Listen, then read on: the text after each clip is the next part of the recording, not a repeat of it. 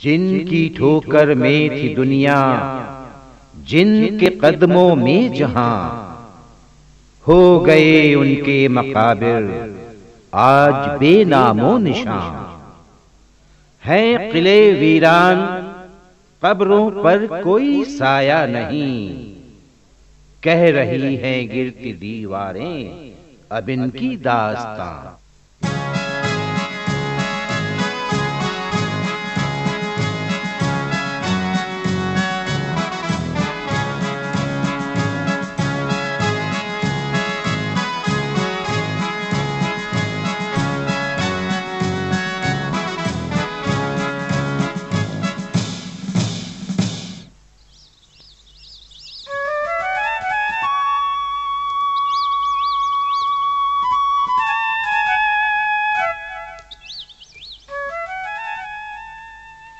लचक लचक पग धरत छबीली, बाजत घुंघरू छननन छननन, बाजत घुंघरू छननन छननन, बाजत घुंघरू छननन छननन। हाय शाबाश छबीली शाबाश, नाचे जाओ प्यारी, जियो कयामत तक जियो। हाय की आवाज हाय लगता है अभी तक कमरे पर ही है। मियां रंगीन, हाय अरे मियां कहाँ है छबीली? आप भी हद करते हैं मियां, नाचो ऐसे खोए हुए हो उसके ख्याल में कि हमारी आवाज भी सुनाई नहीं देती, और हम हैं न जाने कब से पुकार रहे हैं आपको। अल्लाह कसम, क्या कयामत टूट पड़ी जो इतनी सुबह सुबह बेगम साहिबा तशरीफ ले आई। अब हमें तो बेगम साहिबा कोई इख्तियार ही नहीं इस घर में, ख्यालों में भी याद नहीं कर सकते हम अपनी छबीली को। हाँ अरे अरे मियां माफ कीजिए, हमारा ये मतलब नहीं था। आप तो रो पड़े मियां। और लिखा भी क्या है हमारी किस्मत में, रोना और रोते रोते चले जाना दुनिया से। हाँ हुक्म दीजिए, बंदा हाजिर है। मियां हम तो बस इतना कहने आए थे कि जल्दी ही निकलना है बरेली के लिए। आप तैयार हो जाइए और नाश्ता कर लीजिए। अल्लाह कसम, दुश्मन है दुनिया प्यार की। अच्छा प्यारी छबीली, फिर मिलेंगे अगर खुदा लाया। आओ आशा चलें फिर। हाँ बिल्कुल। ऑलरेडी अनुज साहब थोड़ा सा लेट हो गए निकलने में, वापस भी आना है शाम तक। अल्लाह कसम, हमने तय कर लिया था खड़े रहेंगे गाड़ी के पास, तो सुबह से मुंह खाक हो जाएंगे हम तुमको खबर होने तक, लेकिन चलने को नहीं कहेंगे। हाँ अरे बाप रे बाप, सॉरी रंगीन मियां, हमारी वजह से देर हो गई। कुछ खो गया था असल में हमारा, बस ढूंढने में देर लग गई। कहीं दिल तो नहीं खोया था हुजूर? जी क्या फरमाया आपने? जी दिल ही को ढूंढने में देर लगती है, हमारा खो गया है। इतनी उम्र तो हो गई ढूंढते ढूंढते, कभी हाथ भी आता है तो कमबख्त मछली की तरह फिसल जाता है। अल्लाह कसम पकड़ में ही नहीं आता। हाँ चलिए मियां रंगीन तशरीफ रखिए, आइए। चलिए चलिए हुजूर चलिए। आइए आइए।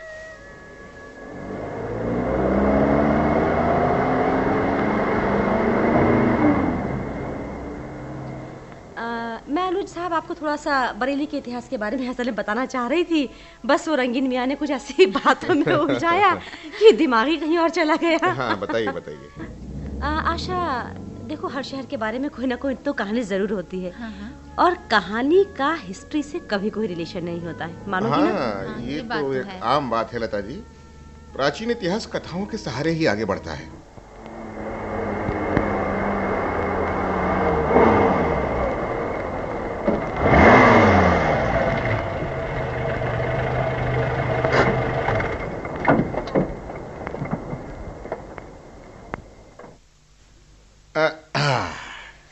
लीजिए लता जी, बरेली आ गए हम लोग। आइए चलिए।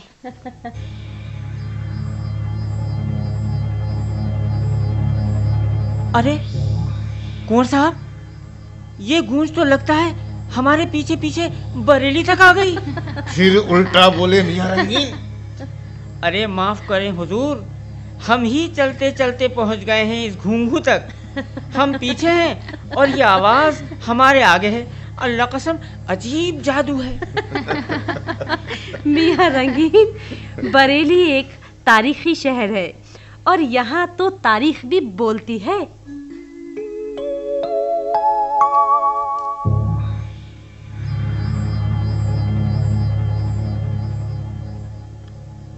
तारीख में बरेली का नाम शाहजहां के ज़माने में आता है। शेर शाह के ज़माने में सिर्फ इतना पता चलता है कि बरेली के आसपास के इलाके को काबर कहा जाता था और लखनऊ के राजा मित्रसेन का कब्जा था।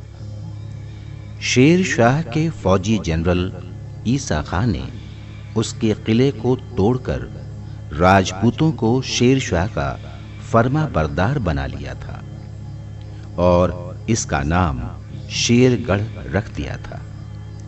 उसके एक और जनरल खवास खां के नाम पर किले के दक्षिण में खवास ताल भी है। एक और जनरल ने शेर शाह के लड़के के नाम पर इस्लामपुर आबाद किया था।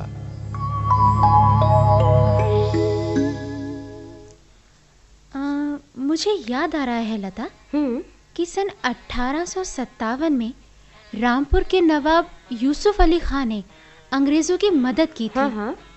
तो अंग्रेजों ने उनसे खुश होकर लखनऊ उन्हें दे दिया था, जो बाद में रियासत रामपुर का हिस्सा बन गया। हाँ लता जी, ये शायद लखनऊ और रामपुर की तहसील शाहबाद में है। हाँ आशा नूर साहब, आप लोगों ने बिल्कुल सही कहा। मुगलों के जमाने में सारा काबर का इलाका कहलाता था। अच्छा।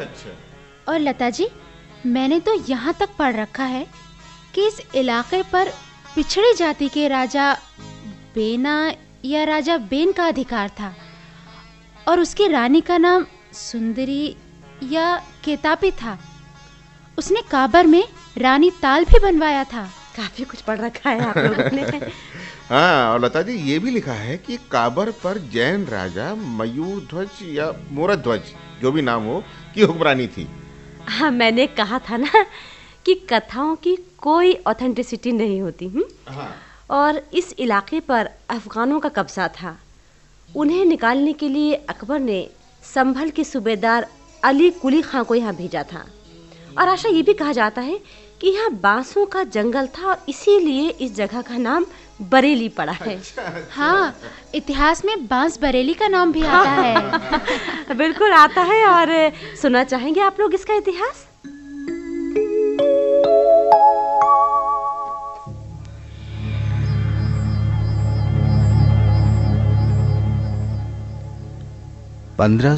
ईस्वी में जगत सिंह कठेरिया ने जिस इलाके पर कब्जा किया उसका नाम जगतपुर रखा था।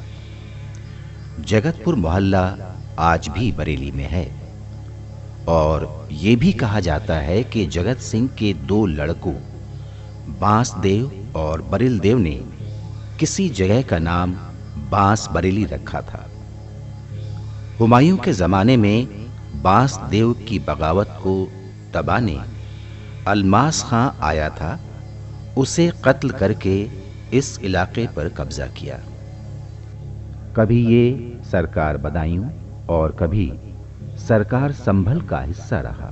फिर 1577 में आइनुल मुल्क शिराजी को संभल और बरेली का फौजदार बना दिया गया, जिसने बरेली की किलाबंदी की। 1581 में मिर्जाई या बादशाही मस्जिद मिर्जाई मोहल्ले में तामीर की।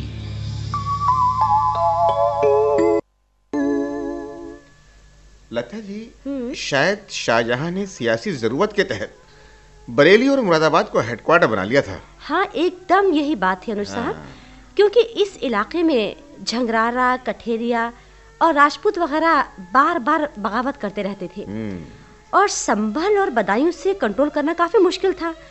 तो राम सुख ने कुमाऊं की जमीनों पर कब्जा करना शुरू कर दिया। अच्छा। और आशा इसीलिए शाहजहां ने रुस्तम खां को 1638 में भेजा, जिसने राम सुख को कत्ल कर दिया था। अच्छा। और औरंगजेब ने मुरादाबाद और बरेली में अपने फौजदार भी तैनात करा दिए थे। नाम आप लोगों ने सुने ही होंगे, अब्दुल्ला खां मलिहाबादी, राजा मानक चंद खत्री, इनायत खां, फिदाई खां और रफीक खां बाजल वगैरह। ये सभी बरेली के फौजदार थे। अच्छा। अरे अनुज, ये मियाँ रंगीन कहाँ है? दिखाई नहीं दे रहे। हुजूर, हम तो हाजिर हैं। जी हाजिर। बस इंतजार कर रहे थे कि कब आपकी बातें खत्म हो और हम कुछ कहें। तो फरमाइए हुजूर। हुजूर, हम हाफिज रहमत खां का मजार देखना चाहते हैं। हाफिज रहमत खां का मजार आपको कैसे मालूम? अरे आप भी कमाल करते हैं कुंवर साहब, हैं? अरे भाई, महीना भर से ज्यादा हो गया आपकी खिदमत में, अब क्या हमें इतना भी नहीं मालूम? नाराज मत होइए मियां रंगीन। मियां रंगीन, हम भी आपकी मालूमात के कायल हो गए। चलिए गाड़ी में। हाँ चलिए चलते हैं।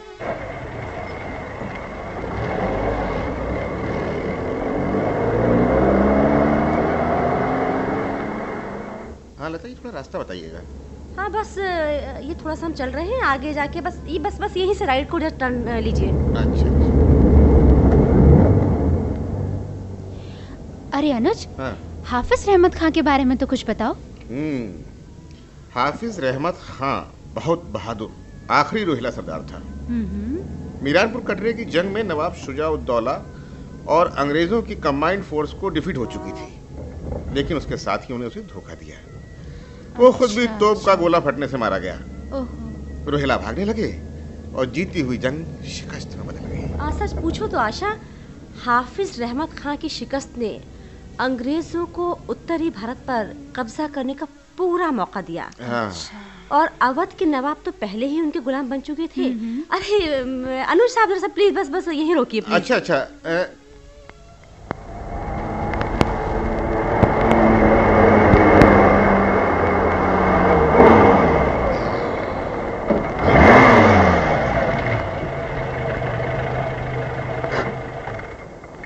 हाँ, लीजिए। अरे हुजूर, ये आप कहाँ ले आए? ये कहाँ है हाफिज रहमत खां का मजार? मियां रंगीन, हम आपको बिल्कुल सही जगह लाए हैं। यही है हाफिज रहमत खां साहब की मजार। ओह माय गॉड, इसका तो गुंबद भी गायब है। अरे हाँ, ये तो बिल्कुल बर्बाद हो चुकी। हाँ। अरे हुजूर, हम तो दूर से गुंबद ही ढूंढ रहे थे मजार का, मगर दिखाई ही नहीं दिया। अब कहाँ दिखाई देगा मियां रंगीन, अब तो जमाना बदल गया, दौर बदल गया और बर्बादियां ही बर्बादियां सामने हैं। लता, मेरे ख्याल से हाफिज साहब के मनसबदार दीवान राव पहाड़ सिंह खत्री ने बनवाया था ये मकबरा। जानना चाहोगी आशा कि कब और कैसे बना ये मकबरा?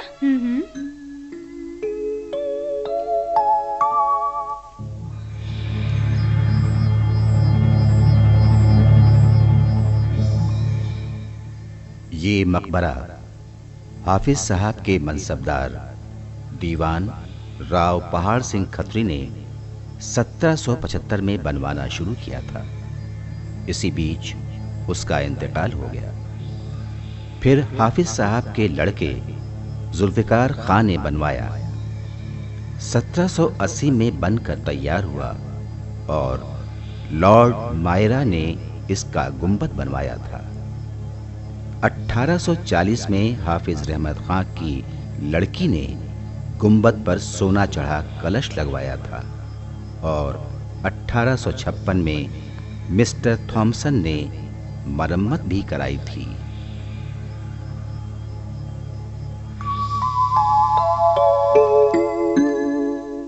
अनुज, मैंने तो ये भी पढ़ा है कि इसमें भूल भुलैया भी थी।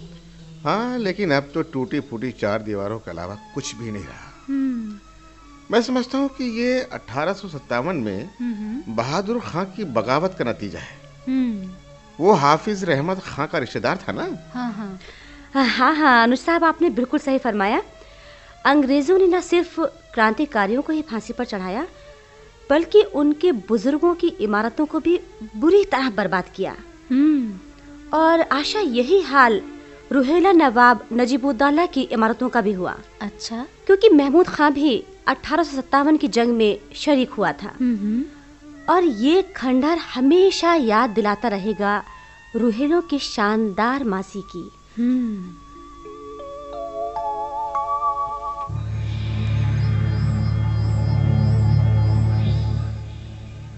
कठेरियों, जंघारों, बंजारों और मुगलों को बेदखल करके कठेर और गंगा के दुआब और कुमाऊं के मैदानी इलाकों पर रोहेलों ने कब्जा कर लिया। अफगानिस्तान के बादशाह अब्दाली की सरपरस्ती ने रोहेलों को शुमाली हिंदुस्तान की सबसे बड़ी ताकत बना दिया। 1761 में पानीपत की जंग में मराठों की शिकस्त ने रोहेलों के हौसले और बुलंद कर दिए। एटा, शिकोआबाद, बदायूं, खैराबाद और सरबना के इलाकों पर भी रोहेला परचम लहराने लगा। बरेली और पीलीभीत हाफिज रहमत खां की जागीर बनकर तरक्की करने लगे। 1748 में नवाब अली मोहम्मद खां के इंतकाल के बाद राजधानी आंवला उजड़ने लगी और बरेली आबाद हो गई। 1749 में रोहेलों ने कायमगंज के नवाब कायम खां बंगश को शिकस्त देकर शाहजहांपुर और फर्रुखाबाद के बहुत से इलाकों पर कब्जा कर लिया।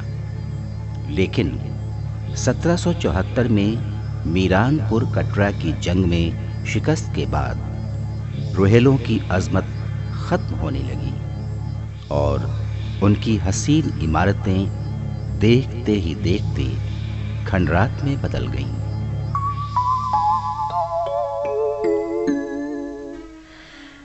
रियली हाफिज रहमत खां वाज अ ग्रेट स्कॉलर। बड़ा ही नेक और रियाया परवर था। और उसके जमाने में लता जी बरेली नॉर्थ इंडिया की सबसे बड़ी तजारती मंडी बन गई। हाँ वाकई। हाय, अरे हम क्यों ना हुए उस दौर में। आप क्या कर लेते हुजूर? अरे हुजूर, तिजारत करते, बहुत सारी दौलत कमाते और अपनी छबीली से खूब धूमधाम से शादी करते। हाँ, अब भी क्या बिगड़ा है जनाब रंगीन मियाँ, अब कर लीजिए तिजारत।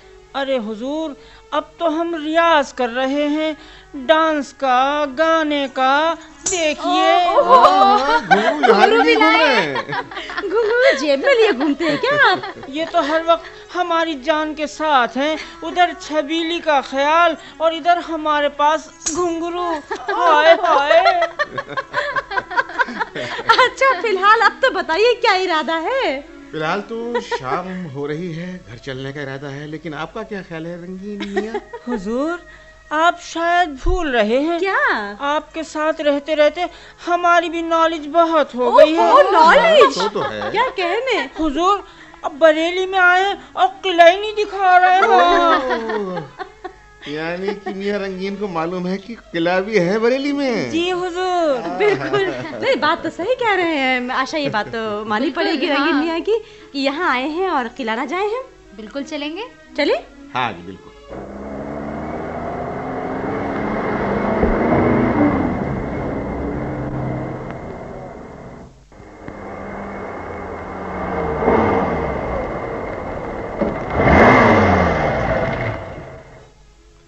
लीजिए रंगीन मियाँ, आ गया आपका किला।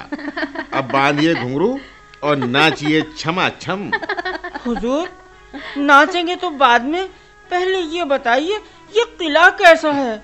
कोई इमारत ही सही नहीं नजर आ रही है यहाँ। सब खंडहर हो गया रंगीन मियाँ, सब खंडहर हो गया। लगता है रंगीन मियाँ तो सोच के आए थे जैसे रामपुर का किला है, वैसे ही यहाँ बरेली का किला मिलेगा इन्हें। असल में आशा 1657 में बरेली फौजदार राजा मकरंद राय ने किला बनवाया था। अच्छा। और नए शहर की बुनियाद रखी थी। आलमगीरगंज आबाद किया था और जामा मस्जिद भी बनवाई थी। अच्छा। और आज किले की जगह सिर्फ किला मोहल्ला आबाद है, बाकी कुछ नहीं बचा। हाँ लता जी, ये बरेली पर अंग्रेजों के कब्जे के बाद क्या नवाबी ने रामपुर ने कोई संबंध रखा बरेली से? हाँ हाँ बिल्कुल, नवाबी ने रामपुर ने अपने बुजुर्गों की निशानी बरेली से रिश्ता बराबर कायम रखा। अच्छा। अमेरिकन मेथोडिस्ट मिशन के लिए जमीन और नकद रुपया दिया। अभी आगे चलते हैं, आपको दिखाएंगे। चर्च और मिशन अस्पताल है। अच्छा। जो वहाँ बना हुआ है। और अनुसाब बरेली कॉलेज, सिविल लाइंस और इस्लामिया कॉलेज के लिए जमीन भी उन्होंने दी।